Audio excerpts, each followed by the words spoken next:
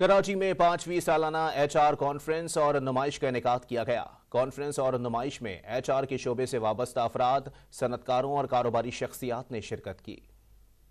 کراچی کے مقامی ہوٹل میں ہیومن ریسورس کے شعبے سے وابستہ افراد کے لیے نمائشی سیمینار کا انعقاد کیا گیا۔ تقریب میں فوجی فاؤنڈیشن کے سی ای او اور ایم ڈی وقار احمد ملک مہمان خصوصی کے طور پر شریک ہوئے۔ تقریب میں مختلف کمپنیوں کی جانب سے سٹالز بھی لگائے گئے۔ شرکاء نے ایسی تقاریب کو دور حاضر کی اہم ضرورت قرار دیا۔ میں Pakistan society for training and development میں head of digital learning and new products ہوں۔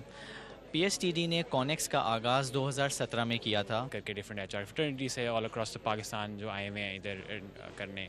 It was really good, mashallah سے I'm really happy that sessions like these are happening within the country because اسی طرح جب ہم ایک دوسرے کے ساتھ جب بیٹھتے ہیں، مل بیٹھ کے انٹریکٹ کرتے ہیں، تبھی ہم ایک دوسرے سے سیکھ سکتے ہیں۔ ایونٹ جو ہے وہ اس وقت بہت امپورٹنٹ ٹائم پہ in the H R journey ہو رہا ہے because we are moving towards transformation, we are moving towards artificial intelligence.